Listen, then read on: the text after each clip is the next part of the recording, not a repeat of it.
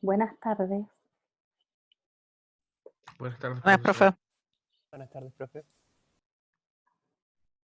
Hola, buenas tardes. Buenas tardes, profesora. Vamos a esperar unos minutitos para empezar, pues son recién 15:50, entonces un minuto por ahí, vamos a partir. Además que vengo saliendo de clase y se me está convirtiendo la grabación de la reunión anterior, entonces estoy en 97%, la guardo para empezar a grabar esta.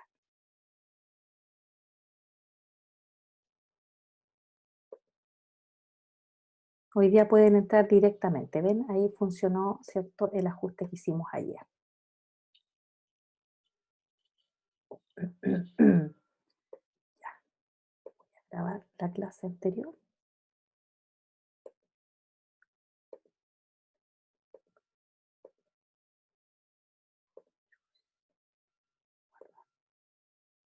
Ya.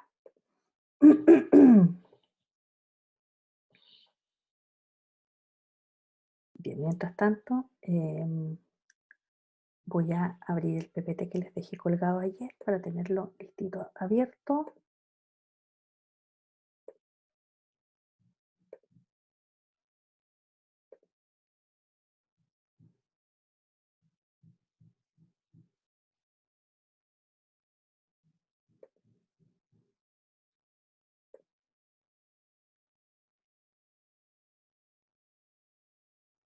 Ya, les dejé también decirles que les dejé subido ya la clase de ayer, que quedó en dos partes, porque en una recuerden que paré la grabación, entonces son como 6 o 7 minutos y después viene el resto de la clase. Bien, entonces hay 25 personas, vamos a partir inmediatamente, ¿cierto? Para aprovechar el tiempo y como hay entrada hoy día sin que yo tenga que hacer la admisión, los compañeros que vienen llegando se van sumando. Les saludo, ¿cierto? A aquellos a quienes estoy viendo, ¿cierto? Y a quienes están conectados a la clase sin que los pueda ver, les doy una cordial bienvenida a este día.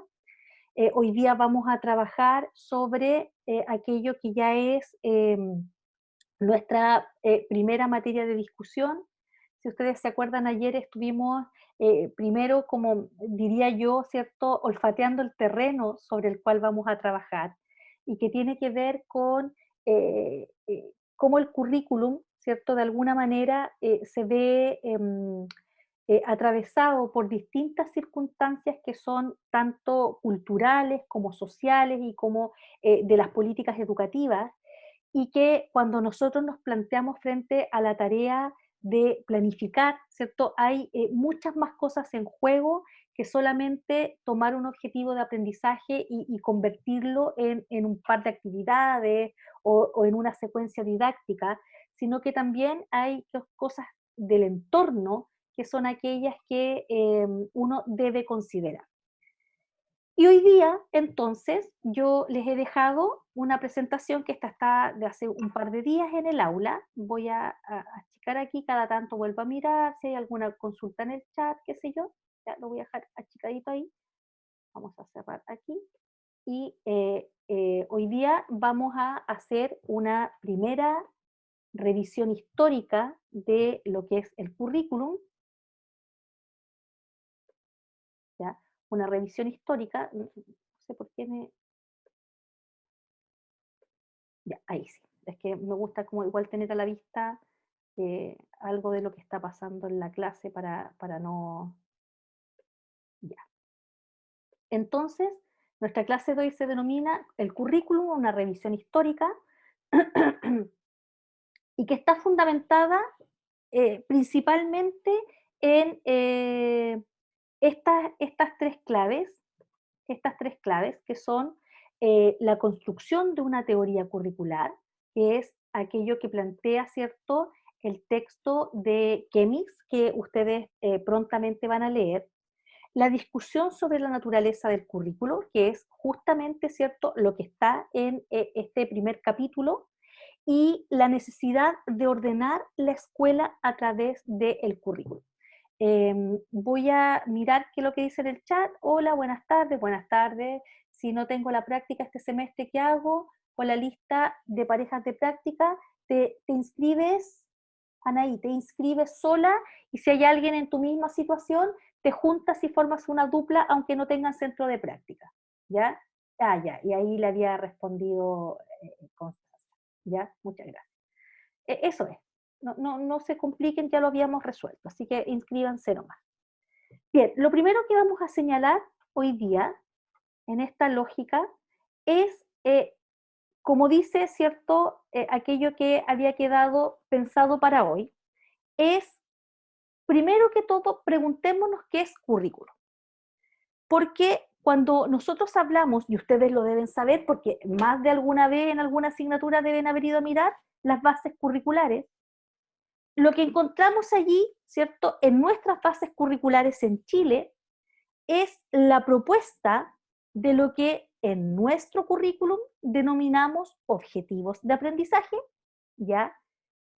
Y esos objetivos de aprendizaje están ordenados en el caso de la asignatura de inglés, en habilidades, están organizados en torno a habilidades, a 4 habilidades, y esas habilidades, ¿cierto?, son progresivas, es decir, desde quinto básico en adelante tienen una progresión que a su vez es ordenada desde un curso a otro y al interior de un mismo curso, ¿ya? Y cuando uno va a mirarlas en el detalle, lo que encuentra, ¿cierto?, es una organización que en el caso, vuelvo a decirlo, en el caso de inglés y de lenguaje, está dada por las habilidades, pero en el caso de otras asignaturas, está dada por lo que se denominan ejes. Les voy a poner un ejemplo.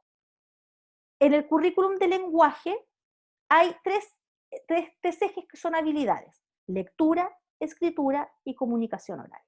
¿Ya? Algo similar ocurre en el currículum de inglés. Los ejes son habilidades. En cambio, en historia, por ejemplo, los ejes son grupos temáticos: historia, geografía y formación ciudadana.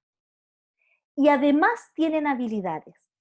Por lo tanto, cuando uno mira nuestro currículum, uno podría tener una aproximación conceptual a lo que es solo mirando cómo está articulado, cómo se organiza, ¿cierto?, a partir de la sucesión de niveles que conforman el sistema escolar. Y además, en el caso de inglés, ¿cierto?, existe un programa curricular que es opcional, que está diseñado para las escuelas, que voluntariamente imparten la asignatura de primero a cuarto básico. Y ya vamos a ver más adelante cuáles son las condiciones para que una escuela, por ejemplo, decida invertir horas en la asignatura de inglés de primero a cuarto básico. Y efectivamente, cuando uno mira una definición de currículum, una definición histórica, se va a encontrar con algo muy similar a lo que yo les estaba diciendo, ¿ya? ¿Qué se señala aquí? Y esto está señalado en el texto de Chemix, para pensar en una definición, ¿cierto?, de una teoría que se refiere al currículum, uno tendría que mirar, por ejemplo, los métodos de enseñanza, los momentos y técnicas, ¿cierto?, que se han usado históricamente para dirigir el aprendizaje de los niños y niñas en los distintos momentos de la historia, y que tienen una cosa en común, que siempre han estado ordenados en torno a objetivos. ¿Qué es lo que queremos lograr al final, ¿cierto?, de que un grupo de estudiantes curse una asignatura? Eso no es nada nuevo. De hecho, en la universidad nosotros trabajamos con resultados de aprendizaje. Y los resultados de aprendizaje de esta asignatura están declarados en el programa y en el sílabus. Y esos resultados de aprendizaje, hoy día en el currículum escolar, se llaman objetivos de aprendizaje, pero tienen la misma lógica. ¿Qué más podemos decir respecto a esto? Que en el origen, la primera vez que se utiliza el concepto currículum, así como nosotros lo conocemos, porque uno puede, por ejemplo, hablar de currículum vitae, ¿cierto? Que incluso les puedo decir que el concepto currículum está en latín, uno sigue hablando de currículum cuando debiera decir currículo, porque currículum es tal como en latín, ¿cierto?, se decía, y cuando uno dice currículum vitae, es el currículum de vida. ¿Y qué significa currículum? ¿Alguien sabe lo que significa currículum? ¿Alguien sabe qué significa la palabra currículum? Pues bien, la palabra currículum significa recorrido.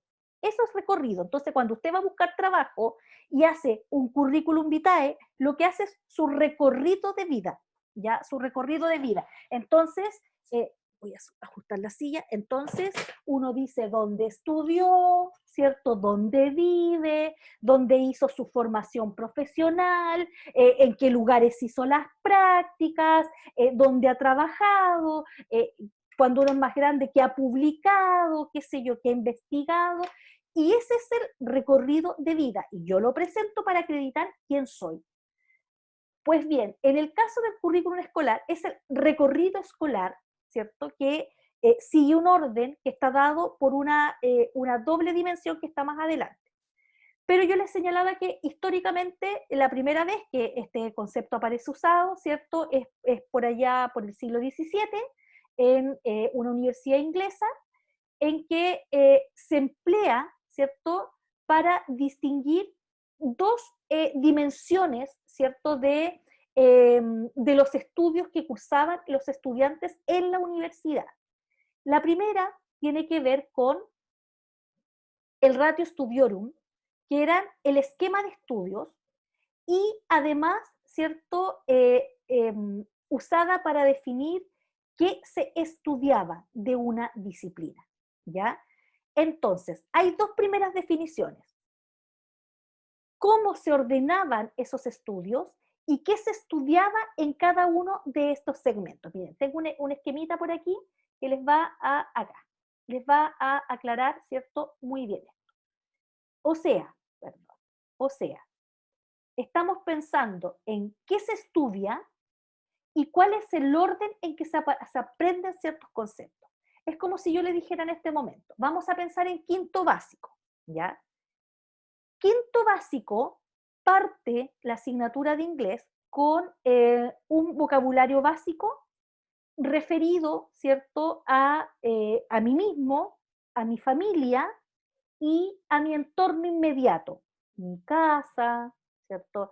Cómo se dice mamá, cómo se dice papá, cómo se dice abuela, cómo se dice abuelo, qué cosas hay en la casa, ¿cierto?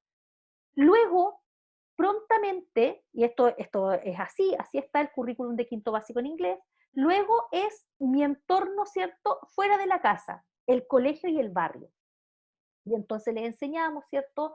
Vocabulario básico del colegio y el barrio, cosas relacionadas, los primeros aprontes en gramática relacionados con el colegio y el barrio. Luego, ¿cierto? Mi entorno geográfico, dónde vivo, cómo se llama el lugar donde vivo, cómo es el país, qué características tiene. Y luego, progresivamente, porque en eso, ¿cierto? La asignatura de inglés es un tremendo aporte en términos de posicionar a este ciudadano, ¿cierto?, en un contexto local y global, lo lleva al mundo. ¿En qué otros lugares del mundo se habla inglés? ¿Qué costumbres tienen en otras partes? ¿Cómo son los niños en otras partes? ¿Cierto? ¿Qué países hablan inglés y cuáles son sus tradiciones? Por lo tanto, progresivamente, y eso va de la mano de el desarrollo, ¿cierto?, gramatical, del desarrollo, no sé, semántico y evidentemente de las habilidades comprensivas y productivas. Por lo tanto, uno podría pensar que dentro, ¿cierto?, del quinto básico, progresivamente yo parto viendo vocabulario básico, parto viendo algunos verbos que tienen que ver con acción, ¿cierto?, etcétera, que generalmente están en presente, luego vemos los verbos en pasado, luego vemos los verbos en futuro, pero partimos viendo los verbos no conjugados, que serían los infinitivos, y luego, ¿cierto?, los verbos en presente. Pero además, cuando uno mira el currículum de inglés o de cualquier otra asignatura, va viendo el avance por curso. Evidentemente, de quinto a sexto hay una progresión, de sexto a séptimo hay una progresión y así hasta cuarto medio. Y esta misma lógica es la lógica, ¿cierto?, que en el siglo XVII se empleaba para trabajar el concepto de currículum y que seguimos empleándola hoy día. Y este esquema que está aquí, que les estoy mostrando ahora, es el esquema que van a encontrar en otro de los textos que explica básicamente lo mismo, pero Profe, por otro autor, por Sacristán. ¿Qué es currículum? Dice Sacristán. Profe, Todo lo profe, potencialmente enseñable y posible. profe, Todo. profe, Todo lo potencialmente enseñable. profe, profe, Evidentemente, ¿cierto? Se toman profe. decisiones. no escucha a nadie, parece. Parece que ¿Qué no. cosas vamos a enseñar en el currículum escolar chileno? ¿Y cuántas horas va a tener aquello? No los escucha.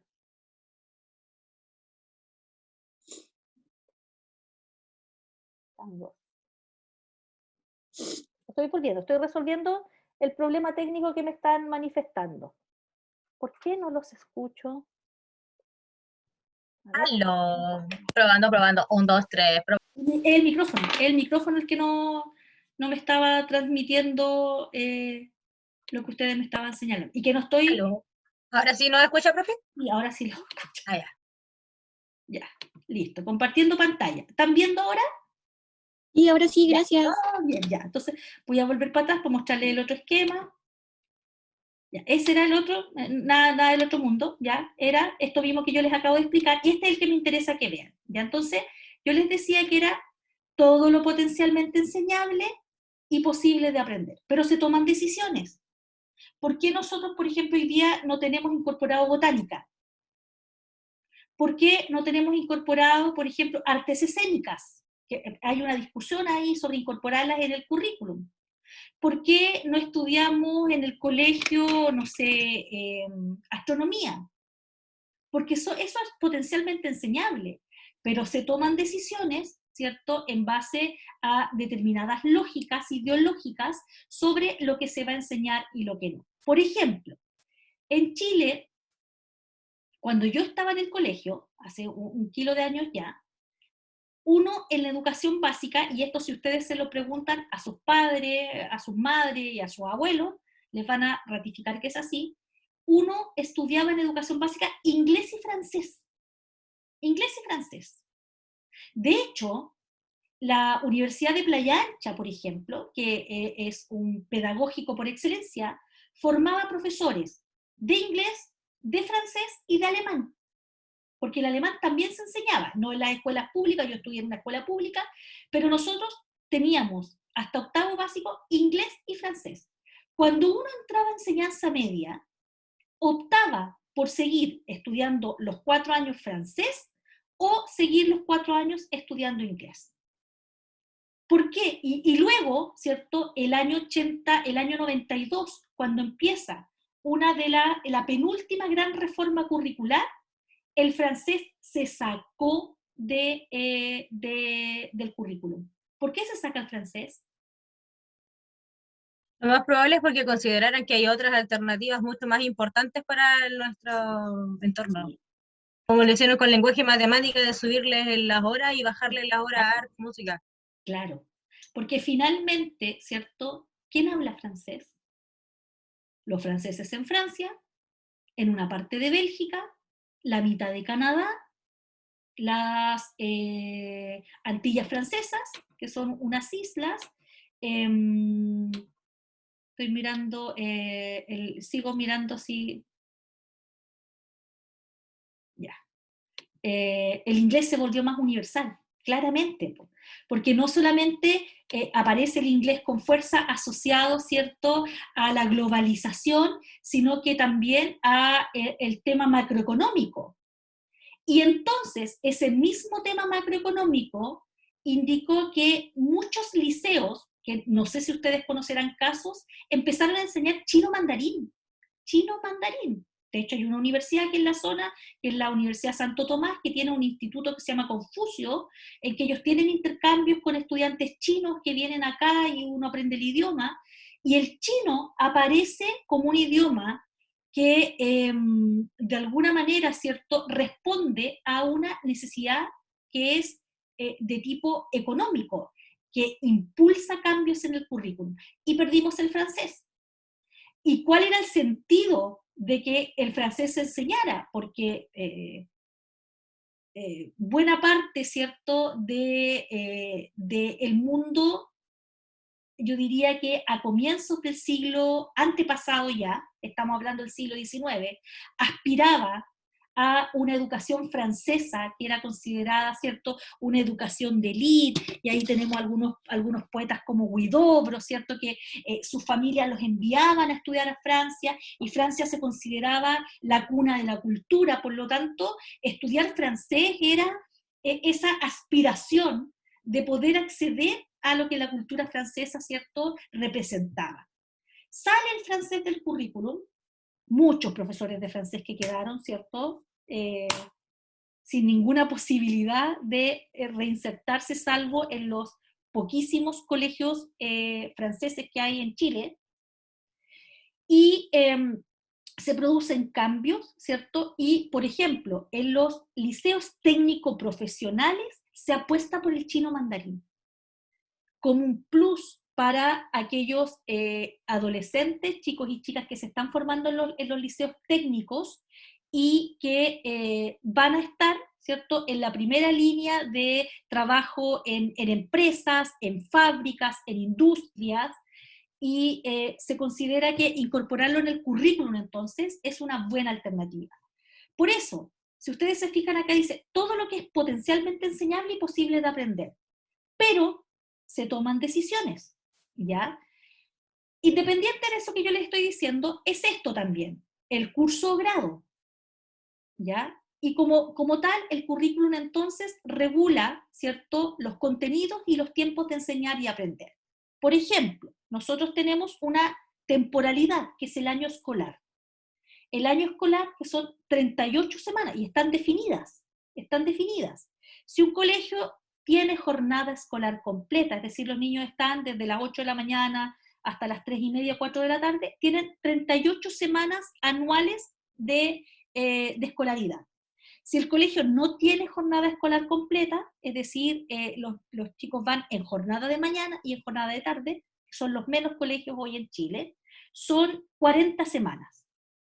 Y esas semanas, esas 38 semanas, son aproximadamente 38 horas semanales, 38 horas semanales. Fuera las actividades extraprogramáticas que están en un horario alterno. Y esa es la temporalidad. Esa es la temporalidad, contando, ¿cierto?, que hay 2 semanas de vacaciones, entonces el currículum se ordena en esa temporalidad. Además, tiene el poder de seleccionar, ¿cierto?, o funciona como acción reguladora de los contenidos que se enseñan y se aprenden, ¿ya? Además, propicia qué métodos son los más adecuados para trabajar un determinado contenido. Y todo eso confluye, ¿cierto?, en algo que ustedes conocen súper bien, porque a mí la experiencia me ha demostrado que si en algo son capos los profesores de inglés es en didáctica. ¿Ya? De hecho, yo siempre digo cuando hago esta clase con otras carreras, digo, los profesores de inglés son como magos que tienen sombreros de donde sacan una infinita cantidad de recursos, ¿ya? Una infinita cantidad de recursos, y son muy buenos en didáctica. Por lo tanto, todo esto sí es currículum. Potencial seleccionador, todo lo que podemos enseñar, pero que se decide enseñar, qué sé yo. Y acá está una observación que dice, lo que es potencialmente enseñable dependerá de las demandas que la sociedad le haga a la escuela. Y entonces, nuestro currículum ha transitado respondiendo a las demandas de la sociedad. Yo les voy a dar un ejemplo súper claro de esto. Yo sé que ustedes tienen conocimiento previo absoluto de esto porque lo vivieron como estudiantes. Cuando yo abandoné la educación básica, había una asignatura que se llamaba Economía Doméstica. Esa era una asignatura, con horas de clase y con un profesor que hacía economía doméstica. ¿Qué hacíamos en economía doméstica? Cachureos para la casa.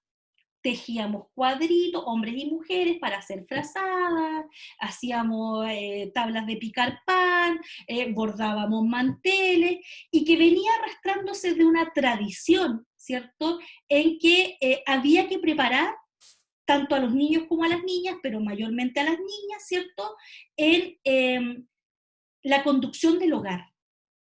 ¿ya? La conducción de los, aunque ustedes no lo crean, ¿ya? Y habían asignaturas, por ejemplo, estaba artes manuales, que después pasa a ser, desaparece también, desaparecen, esas asignaturas desaparecen. Y también yo tenía cívica en tercero y cuarto medio.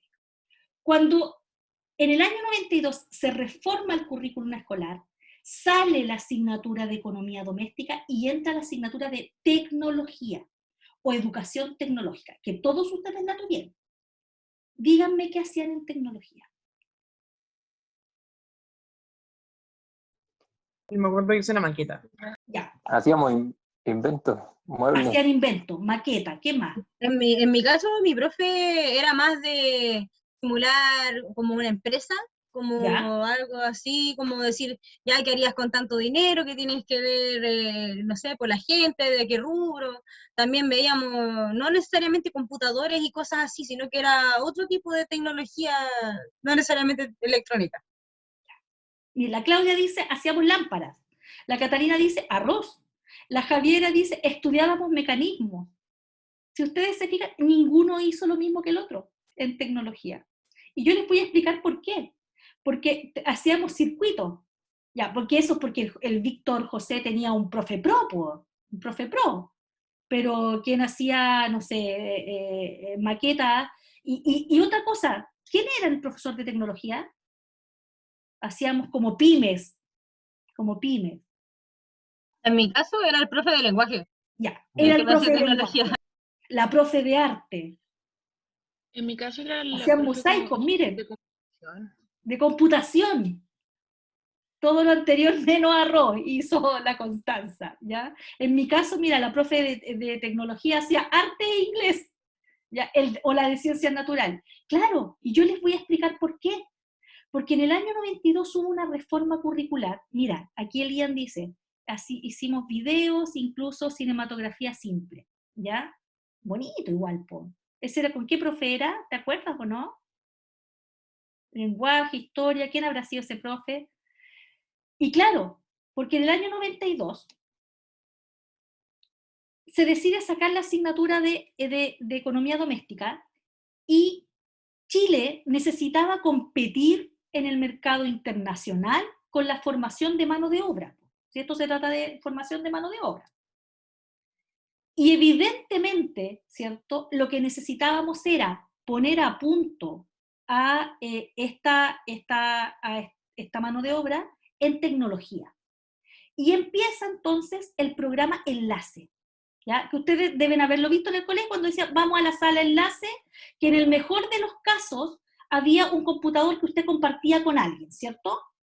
¿Ya? En el mejor de los casos. En el peor de los casos, usted nunca estuvo en la sala Enlace, ¿ya? No, nunca fue, o habían computadores, no sé, de estos mouse que los mismos alumnos les robaban la bolita, que eran esos mouse con bolita que existían antes, o no funcionaban, o se demoraban 1 kilo en prender, ¿cierto? Estaban llenos de virus, usted como mayor objeto tecnológico llevaba su pendrive, etcétera, etcétera, ¿ya? Miren, aquí lo que estoy diciendo, empresas, aprender teoría, cómo funcionaban máquinas cotidianas, manualidades. Lo nuestro en tecnología era como carpintería casi, teníamos que aprender a construir cosas, desarmar, para aprender cómo funcionaban circuitos, cosas por el estilo. De los computadores, lo compartían entre 4 personas un computador. Tuve la suerte de que teníamos computadores para todos, ya, la Paula ahí, ¿cierto?, nos devuelve la esperanza. Pero sí, pues entonces parte el programa Enlace y empiezan a enviar computadores a los colegios en el entendido de que esta asignatura tenía que sacarnos, ¿cierto?, del subdesarrollo, ¿ya? Se hizo una apuesta súper grande. De hecho, universidades pedagógicos como la Universidad de Playa Ancha y algunas de Santiago, empezaron a formar profesor de educación tecnológica, un colega que está desempleado hoy día, se los digo al tiro, ¿ya? Porque en general lo que se hizo fue reconvertir al profe de lenguaje, la profe de arte, el profe de inglés, un profe que había estudiado computación en un instituto profesional, en el profe de tecnología, ¿ya?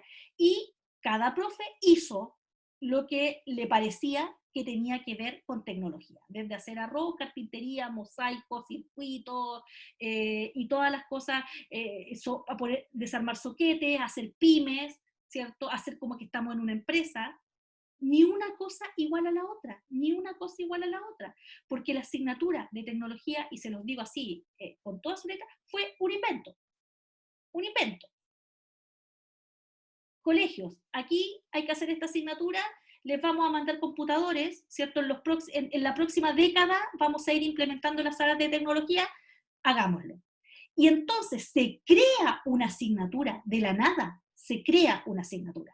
Como todo en Chile, ¿cierto? Hecho a medias, sin recursos, con muy poca capacitación docente, y en escuelas donde tener computadores implicaba un gasto, porque tenías que tener a alguien que lo revisara, qué sé yo. Entonces, muchas cosas como esa, ¿cierto?, ocurren cuando uno piensa en esto, de las demandas que la sociedad le hace a la escuela, ¿ya? Y que se ve en todo orden de cosas, es decir, en los indicadores económicos que te piden cierta gente con mejor preparación, ojalá que esa gente pueda manejar el inglés, ¿cierto?, para que pueda insertarse en sectores productivos, etc. Entonces, una de las cosas que tenemos que entender es que el currículum está empujado por las demandas de la sociedad. Y así como en su momento la clase de cívica entró tecnología, desapareció cívica, educación cívica, que fue una asignatura que yo alcancé a tener en tercero y cuarto medio, que también la daba o el profe de historia, o la profe de filosofía, qué sé yo, ¿ya? Y desaparece cívica. Y hoy día las voces claman porque la formación ciudadana, ¿cierto?, se convierta en un elemento central en el currículum, porque miramos para el lado y vemos que en general estamos en una sociedad muy poco empática, con muy poco empoderamiento, ¿cierto?, del rol ciudadano que nos compete a cada uno, estamos hartos de ver cómo, ¿cierto?, sectores económicos nos pasan por arriba, cómo las empresas se coluden, y el rol ciudadano, ¿cierto?, es un rol más bien desbordado en un estallido social, ¿ya? O minimizado, ¿cierto?, por las voces, ¿cierto?, de los que son los más poderosos. Aquí Laraí dice, en mi caso nos quitaron artes y música en segundo medio, lo reemplazaron con un ramo que se llamaba identidad, y teníamos que elegir entre uno y otro la especialización. Así que arte y música ya no existían, sí, no existen. Eso es claro, es claro. Y un modelo que también apareció en Chile y que todavía existe pero con poca fuerza es el modelo de los liceos artísticos, ¿ya? Muy mal mirados, o sea, papás con ataque cuando sus hijos querían ir al liceo artístico, ¿cierto? Porque en general, ¿qué ibas a ir a hacer a un liceo artístico? Y como si la educación científico-humanista fuera la quintesencia, ¿cierto?, de la formación que uno puede recibir en la vida, pero el liceo artístico no, porque ahí, ¿cierto?, van puros hippies, gente de pelo largo, que fuman marihuana, estudiantes, ¿cierto?, que quieren estudiar teatro después, o sea, que también hay una subvaloración del liceo artístico, y tenemos en Chile hermosos modelos de liceos artísticos. De hecho, aquí en Quilpué hay un liceo artístico apadrinado por los Jaivas. Ellos son los padrinos de ese liceo, y que es súper innovador en su propuesta de formación en las líneas artísticas, ¿ya? Entonces, cosas que ocurren en el currículum y que están movidas por las necesidades de la sociedad. Aquí la Ivana dice, en primero medio nos sacaban tecnología y uno tenía que elegir entre música o artes plásticas, aunque eso tenía sentido porque se estudiaban tantos temas en bastante profundidad. Eso es el currículum, ¿ya? Un currículum en que uno, como adolescente, llega a primero medio, tiene 11 o 12 asignaturas, y hay que optar. Sacaré matemáticas imposible, entonces tengo que ir viendo con qué otras cosas juego. Y además piensen que están las horas de consejo de curso, de orientación, etc. Entonces, efectivamente, tal como lo dice esta lámina, ¿ya?, la sociedad empuja los cambios en el currículum. y es esa sociedad la que de alguna forma, ¿cierto?, va poniéndole a la escuela esta carga de formar a estos ciudadanos que tienen que insertarse, ¿cierto?, en el mundo laboral. ¿Sí? Es eso en el fondo la discusión. ¿Qué otras cosas podemos señalar? Miren, esto que está acá, esta lámina, que la voy a agrandar un poquito en mi computador para ver si la pueden ver más, ¿ya? Es una caricatura bien interesante de cómo puede mirarse la escuela. Si ustedes se fijan, ahí está el profesor, ahí van entrando los niños, ¿cierto?, van pasando por un proceso de homologación, ¿cierto?, todos iguales, aquí está el material didáctico, y miren cómo salen, miren cómo entran, todos chascones, ¿cierto?, miren cómo salen, y hay aquí, si ustedes se fijan, una cañería de desechos, donde hay niños también, ¿ya? Aquí que dice clases diferenciales y especiales, trabajo infantil, drogas, ignorancia, qué sé yo. Y acá van, ¿cierto?, aquellos que la sociedad los está esperando. Claramente es una imagen súper poco alentadora, pero que en algún momento, ¿cierto?, representa aquella escuela tradicional ordenada en torno al éxito académico y donde se va desechando a aquellos que no encajan, no cuadran, que no dan, ¿cierto? Que por sus condiciones sociales, culturales, materiales, intelectuales, no logran convertirse en este ciudadano homologado al que viene atrás, y al que viene atrás, y al que viene atrás. ¿Por qué les muestro esto? Porque efectivamente cuando nosotros pensamos en la escuela, debemos pensar en la escuela como un lugar de emancipación. Y ahí con esto no los estoy llamando a la revuelta, por favor, no lo crean así. Es un lugar de emancipación donde efectivamente nosotros podamos brindarle a nuestros estudiantes la posibilidad de democráticamente, ¿cierto?, acceder al conocimiento, acceder a el aprendizaje del inglés y dejar de verlo como una opción solo para aquellos que el día de mañana tienen la posibilidad de viajar. ¿Ya? No, pero sí, estos niños no van a salir nunca de Chile. ¿Ya? Da lo mismo que aprendan o no aprendan. Por lo tanto, además de todas las condiciones, ¿cierto?, que la propia escuela tiene, el currículum también, cuando los profesores lo ejecutan en el aula, está también mediado por toda la ideología que hay en cada uno de nosotros. Y no estoy hablando de ideología, no estoy pensando en izquierda-derecha, rojo-amarillo, estoy pensando en todas las cosas en que nosotros creemos, todas las cosas que nos han transformado en quienes somos y que muchas veces, ¿cierto?, tiñen el currículum escolar, lo tiñen. Por ejemplo, todos ustedes tuvieron educación física en el colegio. ¿La tuvieron juntos o separados, con hombres y mujeres? Ambas. Juntos.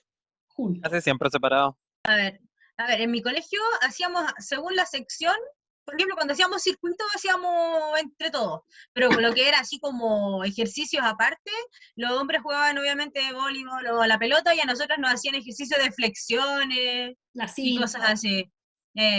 Como la cuestión de la pelvis, de los brazos, de la cintura, y ellos jugaban. Así era, al menos en mi caso. Bueno, hay, quiero mirar el chat para ver otros comentarios, para ser la voz de aquellos que por alguna circunstancia, ¿cierto?, no pueden activar su micrófono. Ya.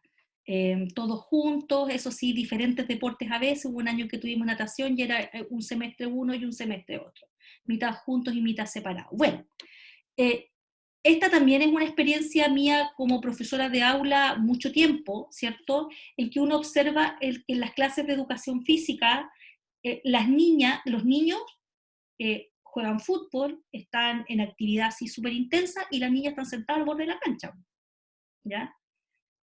considerando que además muchas mujeres son muy buenas para capear la clase de educación física, no se sacan el delantal para hacer deporte, entonces el profesor lucha, si saques el delantal y están con el buzo debajo. Y la clase de educación física también ha sido estudiada como un fenómeno súper interesante en el que convergen las concepciones que tenemos respecto de la potencialidad que tienen los hombres y las mujeres en actividad física. Y yo he visto, por ejemplo, muchos lugares donde los hombres le sacan más partido a la clase porque juegan a la pelota y el profe concede que jueguen a la pelota porque culturalmente pareciera que un hombre y el fútbol, ¿cierto?, son el uno para el otro, y da lo mismo que las niñas, ¿cierto?, estén tomando sol a la orilla del camino. Además que no quieren sacarse, no quieren quedar en polera, hay todo un tema ahí con el crecimiento de los senos en una etapa de la adolescencia, ¿cierto? Que no queremos que nos vean, y entonces estamos con el buzo aquí a 40 grados, estamos con el delantal puesto, y entonces se privilegia la libertad del hombre de moverse en la cancha. Entonces, hay muchos ejemplos que han sido súper estudiados respecto, por ejemplo, a las diferencias que se hacen en algunas asignaturas con hombres y mujeres, ¿ya? Con hombres y mujeres. Y eso también, se me achicó la presentación. Sigo leyendo el chat, medio separado. La profe nos hacía bolsa y los hombres solo jugaban deportes, ya. Ahí hay concepciones, po. Ahí hay concepciones, ¿ya? Concepciones que tienen que ver con cómo los profes nos llevamos ciertas ideologías también a la sala y las hacemos ahí, ¿cierto? Las convertimos en discurso, Ya. Esto me lo voy a saltar. Por lo tanto, volviendo como al comienzo, si bien el currículum permite la regulación, ¿cierto?, en este ordenamiento, también la regula en términos de poner ciertos límites entre, por ejemplo, cómo se reúnen los alumnos que tienen determinadas condiciones. Esto es muy simple de entender. Si alguno de ustedes, por ejemplo, no, imposible este ejemplo, porque ustedes son muy chicos, vio o sabe que existió alguna vez una serie que se llamaba La Casita en la Pradera, había una escuelita en el pueblo donde iban los niños de todas las edades con un profesor, una profesora, porque además la profesión docente era como encarnada por mujeres. Entonces, una Pasa profesora. mucho en las localidades rurales, de hecho. Claro, y pasa ¿Sabe? mucho en Mi abuela es de Coyihuay y actualmente unos de mis primos están viviendo allí, aunque la escuela rural está cerrada, pero hasta el año pasado bueno, un curso era tercero, cuarto, quinto. Sí. Imagínense, tercero, cuarto, quinto, ¿ya? Siglo XXI. Y Coyihuay, ojo, Coyihuay no queda al interior de la cordillera, porque Coyihuay queda ahí atrás mío, ¿cierto? A 1 hora en auto, ahí mismo nomás. Sí, pues, efectivamente, en la primera escuela, digamos, la escuela en sus inicios, los niños estaban de todas las edades reunidos, y hoy día lo que hacemos en la escuela es ordenarlos, ¿cierto?, por edad. Y hoy día, por ejemplo, para entrar a primero básico, un niño necesita 6 años cumplidos al 30 de abril. No puede entrar un niño de 5 años, que se hizo mucho tiempo en Chile. Que no curse el kinder, que pase directo a primero básico, ¿cierto? Y en algunos casos, ¿cierto?, en algunos colegios veían un niño que estaba muy adelantado, lo subían de nivel, lo traspasaban de cuarto a quinto, las consecuencias eran insospechadas, porque los ciclos vitales son súper delicados en ciertas etapas de la niñez y la adolescencia. Y hoy día está más o menos normado. La salida del colegio se produce generalmente por ahí por los 18 años, ¿ya? Y además de aquello, ¿cierto?, al interior de los cursos hay otros ordenamientos, como por ejemplo que tenemos colegios mixtos, tenemos colegios que son para niños o niñas, y que están, como ustedes vieron ayer o antes de ayer en las noticias, el Instituto Nacional recibió, después de 220 años de vida, a la primera generación de niñas que cruza las puertas del Instituto Nacional.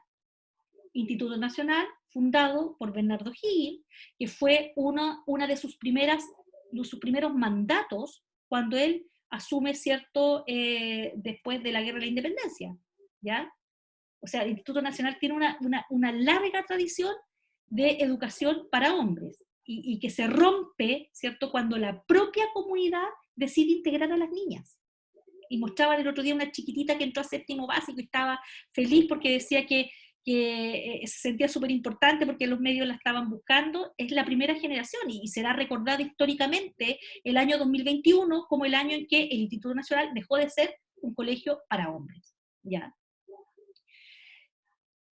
Por lo tanto, ¿cierto? Hay muchas cosas aquí, ¿ya?, que lo que han hecho todos estos cambios, que la escuela se haya masificado, ya que la escuela se haya masificado, que hoy día gran parte de los chilenos y chilenas tengan acceso a la escuela, ya. Pongamos en un paréntesis la pandemia y todo el tema de la no conectividad, pero en los últimos 100 años, Chile ha hecho un esfuerzo sostenido y consistente para que la escuela llegue, ¿cierto?, a la mayoría de sus habitantes. Hay zonas donde todavía tenemos escuelas que llegan hasta sexto básico y luego los niños tienen que dejar a sus familias para ir internados. Ya, de hecho, en Santiago, el INBA, por ejemplo, el Instituto Manuel Barros Arana, son históricamente internados donde las familias, ¿cierto?, podían optar a que sus hijos pasaran un periodo porque no tienen la cercanía de un colegio en este momento. De hecho, Chile, esto yo siempre lo cuento, Chile tiene su primer colegio. La primera escuela de Chile queda en la frontera con Bolivia, en un lugar que se llama Visviri. ¿Ya? Entonces, hace años atrás dieron un reportaje en la televisión de la escuela de Visviri. Y en ese momento la escuela de Visviri tenía un estudiante, un niño, un profesor y una manipuladora de alimentos, que era la mamá del niño. ¿Ya? Y mostraban cómo era la rutina de ese profesor con un niño. Entonces, el profesor, la escuela partía a la hora, el día lunes, estos ritos que hay en Chile, ¿cierto?, se cantaba la canción nacional, se izaba la bandera, se entraba a clases, había recreo, entonces el niño salía a jugar a la pelota con el profe, era un profe, ¿cierto?, que vivía por ahí en una casita cerca, y esa era la primera escuela de Chile. La última escuela de Chile hasta el año pasado estaba en la Antártida, en la base naval, en Villa Las Estrellas, que había una escuela porque hay familias que van con sus niños. Esa escuela ya se cerró porque ya no hay personal, ¿cierto?, en esa base naval. Y bueno, lo que les quería contar yo es que hace un par de años atrás yo fui a Arica a un tema académico y me encontré con el director de educación de la zona. Y yo le digo, ¿y qué pasa con la escuela de Visviri? Porque yo vi un reportaje, había un solo... No, me dice, la escuela de Visviri ahora tiene 3 estudiantes, ¿ya? Y que es así como el máximo logro que han tenido. 2 de ellos eran niños bolivianos que cruzaban a pie la frontera, porque Bolivia y Chile son la misma cosa ahí, ¿cierto? Cruzaban a pie la frontera y llegaban a clase. Y me contaba que hay un liceo agrícola, que está también en Arica, no sé si hay alguien de Arica acá, hay un liceo agrícola, que la última vez que yo pregunté había registrado una matrícula casi de un tercio de estudiantes bolivianos. Y yo le decía, ¿y qué canción cantan el día lunes? ¿Cantan la chilena o la boliviana? Es una súper buena pregunta, po. Entonces, claro, él me decía, sí, mira, a nosotros nos pasó que cuando partió el año escolar, esto hace un par de años atrás, cuando se les disparó la matrícula de niños bolivianos, invitamos a una autoridad, ¿cierto?, a la inauguración del año escolar en el Liceo Agrícola, que es un liceo que ha hecho mucha innovación en el cultivo de papas y cosas así. Y empieza el lunes la canción nacional, esa cuestión tan arraigada, ¿cierto?, en la escuela chilena, y nadie cantaba, po. Entonces esta autoridad le dice al director de educación, oye, pero estos niños, esta gente, los niños de ahora ya no cantan. Y dijo, no, estos niños son bolivianos, estos niños no se saben el himno nacional. ¿Qué hacemos entonces con el currículum? ¿Ya? Entonces, esos niños que cruzan a pie la frontera de Bolivia, ¿estudian la historia de Chile? O sea, se dan cuenta cómo el entorno va haciendo que el currículum, ¿cierto?, de alguna manera sirva para la resolución de conflictos, qué enseñamos, cómo lo enseñamos, cuántas horas, pero también tiene que irse moldeando respecto de el contexto en el que funciona, ¿ya? Y tú podrías preguntarte perfectamente si vale la pena que los 2 niños bolivianos se aprendan la canción nacional chilena solo para cantarla los días lunes, o vale la pena que las cantemos ambas. Ya, es una discusión súper compleja. Y este es el momento en que en su cabeza, en la cabeza de cada uno de los que está aquí, está operando la ideología. Y usted está diciendo, sí, porque somos todos iguales, ¿cierto? Somos un mismo pueblo latinoamericano. Usted está diciendo, ay, ya basta de darle privilegio a los inmigrantes. Una de esas 2 cosas está pasando en su cabeza, pero está pasando. Y yo no se las voy a preguntar. Pero si usted fuera profesor de la escuela de Bisbiri, se va a ir el día lunes cargado de su ideología. Cargado de decir, no más privilegios con los bolivianos. Que agradezcan que esta escuela los recibe. Y haremos lo mejor en la sala de clases para que reciban la mejor educación, pero esta es una escuela en Chile. O usted está diciendo, oh, qué maravilla, yo haría que cantáramos, me encantaría aprenderme el himno de Bolivia y lo cantaría con ellos, tal como canto el himno nacional, y los haría sentir que esta también es su patria. Esas cosas están pasando, irremediablemente. Pregúnteselo. Y nos llevamos a la sala de clases eso también, ¿ya? Y eso nos hace tomar decisiones. Nos hace tomar muchas decisiones. ¿Qué enfoque le damos a la asignatura? ¿Qué actividades hacemos? ¿Consideramos a los migrantes o no dentro de la sala de clase? ¿Ya? Si es venezolano y si es haitiano, y si además, ¿cierto?, es haitiano, habla creol, ¿ya?, que es más parecido al francés que cualquier otra cosa, pero no es francés tampoco, ¿cierto? Y que probablemente ha tenido a lo mejor más o menos contacto con el idioma que ustedes enseñan, integro actividades, hago que nos muestre, ¿cierto?, cómo funciona gramaticalmente su idioma, en fin, decisiones que el profesor toma y que va resolviendo, ¿ya? Y en ese contexto es que se inscribe esta primera discusión que está en el texto de Kemis. Déjenme cerrar aquí para que pueda ver, ya. En el texto de Kemis, en que él indaga respecto de si estamos en condiciones de decir si existe o no una teoría curricular. Primera idea, ¿ya? Yo le puse aquí síntesis de ideas clave, ¿ya? Y si esta teoría curricular existiera, ¿de qué naturaleza tendría que ser esta teoría sobre el currículo? Y remite, entonces, lo que va haciendo Kemis en este capítulo es tomar investigaciones de otros para poder resolver este cuestionamiento inicial que él se va planteando. Y él parte señalando que a finales de la década de 60, Schwab, que es un investigador del currículum en la escuela, comentaba que el campo curricular estaba moribundo, porque estaba dominado por el pensamiento teórico. Y aquí se abre la gran discusión que ustedes van a encontrar, que tiene que ver con que si nuestra labor pedagógica tiene que estar dominada por lo teórico o por lo práctico. Esta acción pedagógica que nosotros hacemos en el aula es de naturaleza teórica puramente, es de naturaleza práctica puramente, y de qué manera, ¿cierto?, la mirada técnica, ¿cierto?, suele primar en el aula. Ya lo vamos a discutir. Y empieza, ¿cierto?, a hacer un análisis respecto de la naturaleza teórica o práctica del currículum escolar. ¿Ya? Aquí está. Según Kemis, entonces, en la historia del currículum han convivido 2 naturalezas curriculares. Una dominada por lo teórico, donde todo está muy, muy, muy amarrado y el profe es un operario de lo que otros han decidido que se tiene que hacer en el aula, o una corriente que aboga porque la experimentación en el aula, ¿cierto?, es la que en el fondo el profe conduce y que le va diciendo, ¿cierto?, o lo va orientando de cómo tiene que fundamentalmente ejecutarse su acción pedagógica.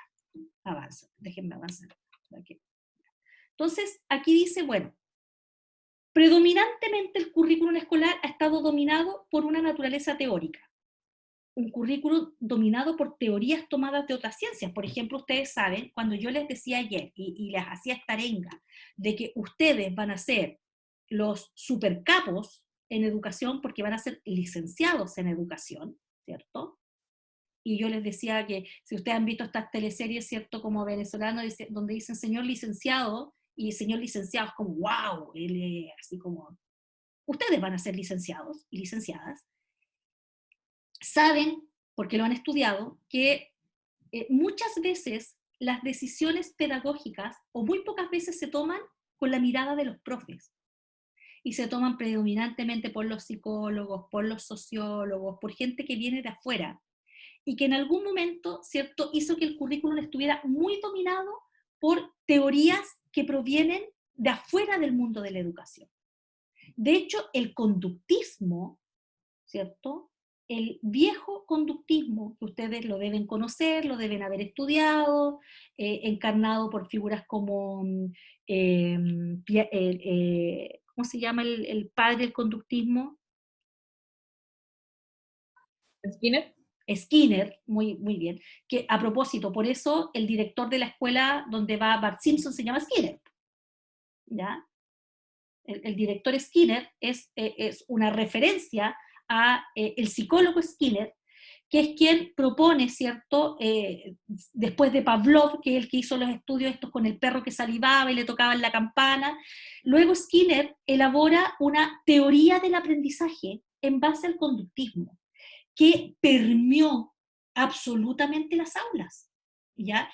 Y que tiene una lógica bien interesante, que es que aprendemos, ¿cierto?, en base a un conjunto de estímulos que generan una respuesta, y esos estímulos se pueden graduar, ¿cierto?, en términos de recompensa o castigo, toda esa teoría que ustedes conocen, y que fue así como full, ¿cierto?, importante en las escuelas en los años 60, ¿ya? El castigo, por ejemplo, el castigo físico que los niños recibían en las escuelas, y que documentenlo con sus padres o con sus abuelos, pregúntenle si alguna vez recibieron ahí ¿cierto?, una palmotada, un reglazo de parte de un profesor. Yo lo viví muchas veces, el castigo físico como un mecanismo de aprendizaje, ¿ya?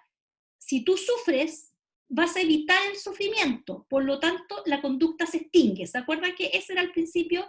Y si tú recibes una recompensa, ¿cierto?, vas a reforzar esa conducta como una conducta deseable. Entonces, ponemos stickers, ponemos caritas felices, ponemos, ¿cierto?, una serie de estímulos visuales para que los niños, ¿cierto?, se sientan recompensados. Los premiamos como el mejor compañero, les damos lugares, primer lugar, segundo lugar y tercer lugar. Todo eso está anclado en una lógica predominada por corrientes, ¿cierto?, psicológicas foráneas a la educación. Ya, mi abuela dice que en el campo le hacían arrodillarse encima de porotos, entonces después te quedaban las marcas, además te las llevabas contigo. Los padres veían estos castigos como una acción necesaria, ¿cierto?, aplicada por la escuela. Hasta el día de hoy las abuelas aluden a la violencia como castigo, es la forma en que aprendieron. Tuve suerte en mi colegio, creo que toda la unidad de fútbol nos separaban, ya, ese era el comentario de la vuelta anterior, ¿ya?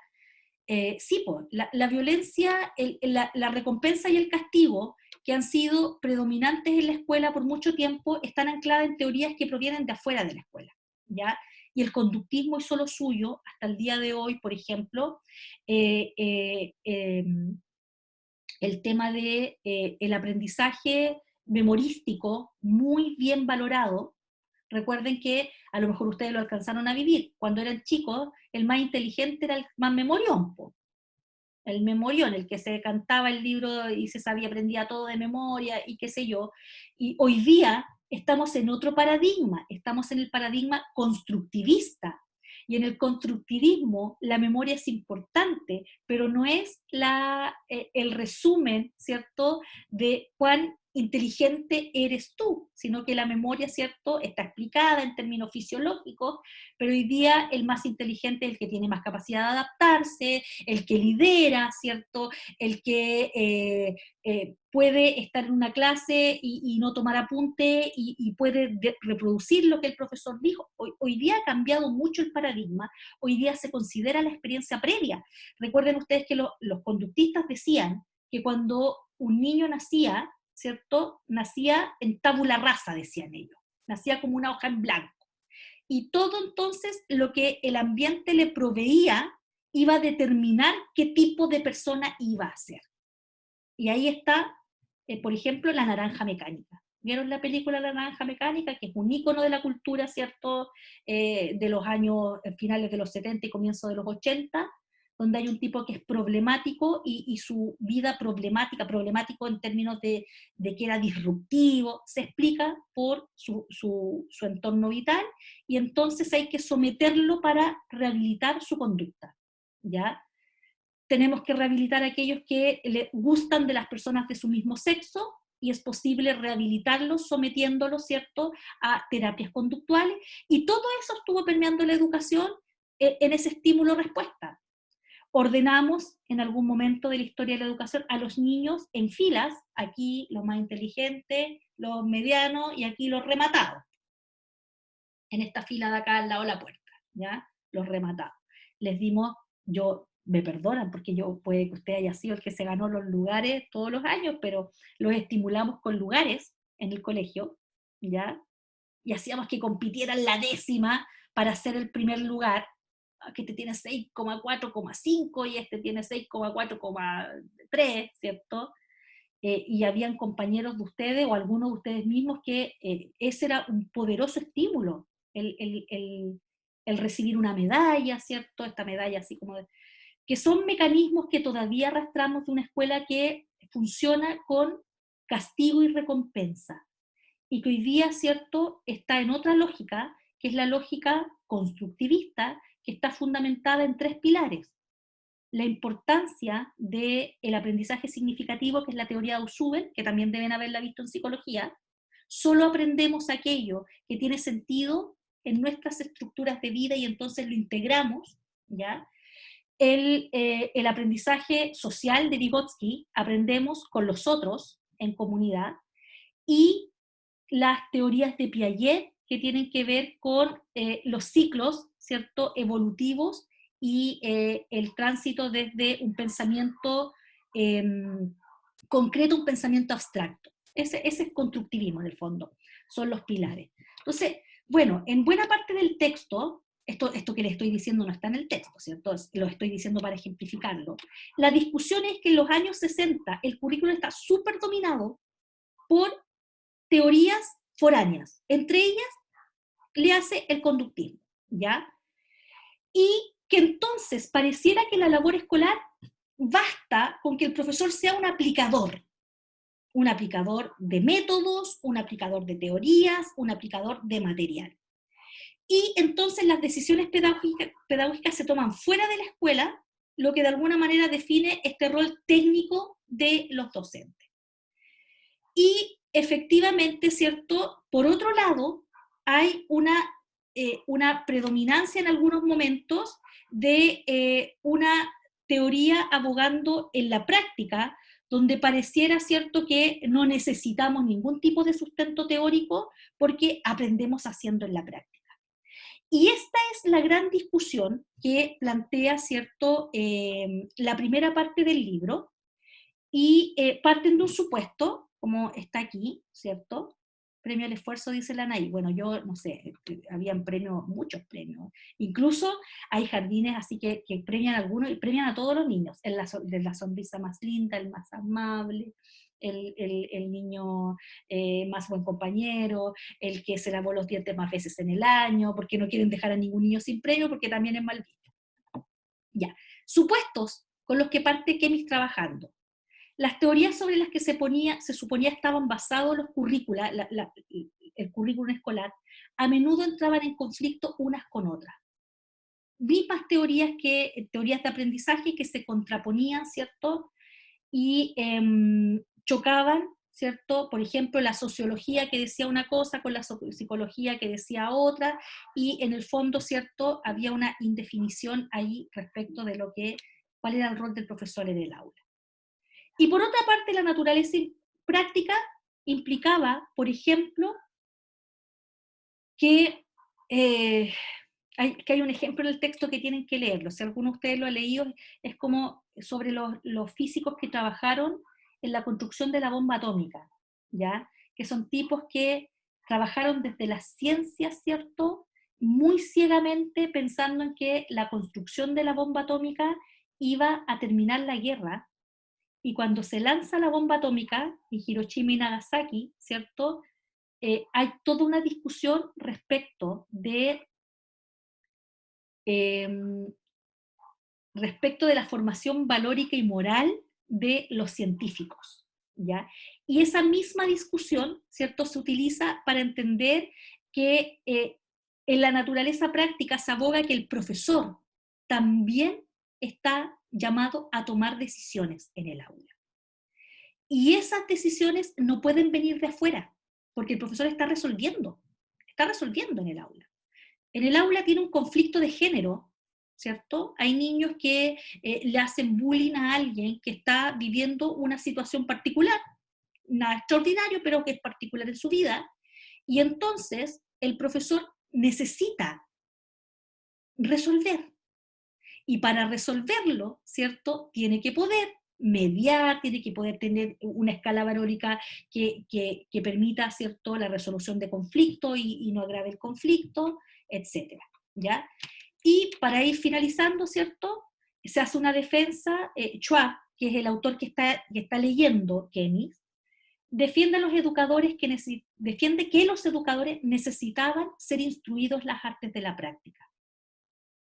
¿Qué significaba esto? El arte de sopesar las circunstancias, de deliberar sobre los problemas y los valores y de alcanzar juicios prudentes, ¿ya? Y entonces, ¿cierto?, ya tiene esta primera respuesta a su pregunta, que su pregunta era, ¿existe realmente una teoría curricular? Y empiecen a mira primero la obra de Schwab, ¿ya? Y Schwab se da cuenta que tiene esta discusión entre teoría y práctica y analiza cada una de ellas. ¿Ya? No perderse ahí porque no son las ideas de Kemis, ¿ya? Y con esto cierro. Aquí está el ejemplo de la bomba atómica. Los físicos que desarrollaron las primeras armas atómicas estaban motivados en parte por la conciencia de su papel en el empeño de ganar una guerra a favor de la democracia. Ojo, a favor de la democracia, que era representada, ¿cierto?, por un grupo de países, ¿cierto?, que se planteaban como liberadores de los países opresores. Y una vez desarrollada la primera bomba atómica, inmediatamente modificaron sus puntos de vista en relación con la responsabilidad social de los científicos, reconociendo que mediante sus acciones adoptaban una postura sobre problemas de tipo político y axiológico. No podían pensar y actuar en un terreno que requería la razón práctica, a pesar de su acuerdo en determinados... no podían pensar y actuar en un terreno que requería la razón práctica, a pesar de su acuerdo en determinados logros y efectos técnicos. O sea, se les produjo una discusión moral respecto de seguir ciegamente, ¿cierto?, una idea y no considerarla desde varias perspectivas, ¿ya? Bien, les voy a dejar, bueno, esto ya está subido, después se mete con los métodos de enseñanza de Brody. Les digo una cosa, tienen que avanzar con la lectura del texto, ¿ya? ¿Por qué? Porque el martes yo voy a hacer el cierre de Kemis y voy a resolver preguntas. Y hay 2 textos más que son como agua para chocolate de leerlos, ¿cierto? Son textos que no tienen ninguna complejidad. Déjenme desconectarme para verles. No tienen mayor complejidad los otros textos y que también los voy a incorporar en la discusión, pero necesito que avancen con la lectura de este. Aquí voy al chat, ¿cierto? ¿Desde cuándo se implementó en los profesores involucrarse sentimentalmente con los niños? Onda, que en vez de solo tirar información, también se preocupen por ellos, porque mi abuela me contaba que era solo ir, escribir e irse para la casa. Totalmente de acuerdo. Cuando el docente toma un papel más relevante en la red emocional de los estudiantes, bueno, también tiene que ver con circunstancias contextuales, pues.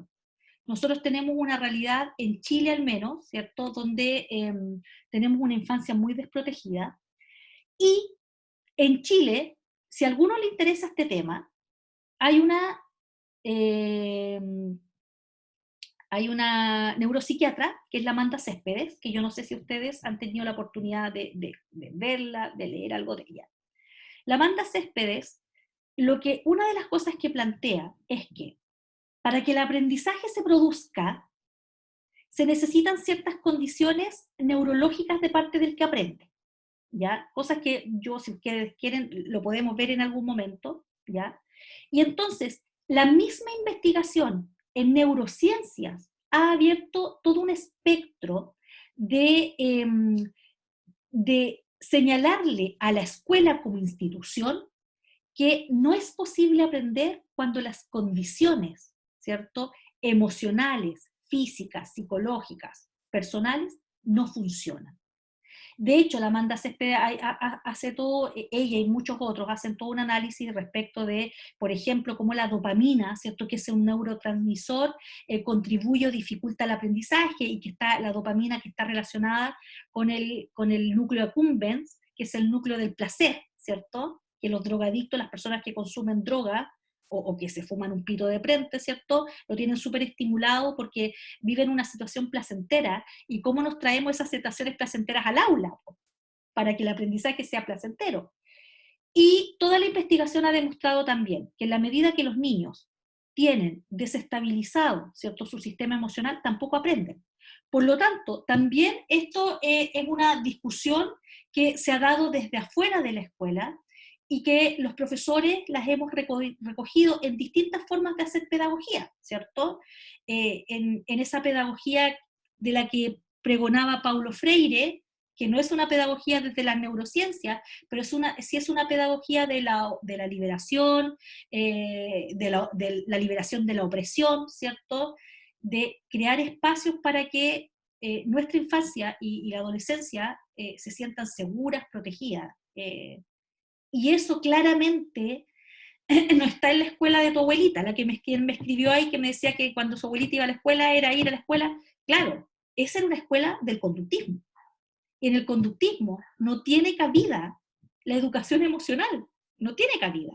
Y la escuela, hasta buena parte del siglo pasado, estuvo dominada por las teorías conductistas. ¿Ya? Bien, les agradezco enormemente la participación, ¿cierto? Los que no hacen preguntas, no, anímense a contar sus historias, porque vamos construyendo así, ¿cierto?, la discusión.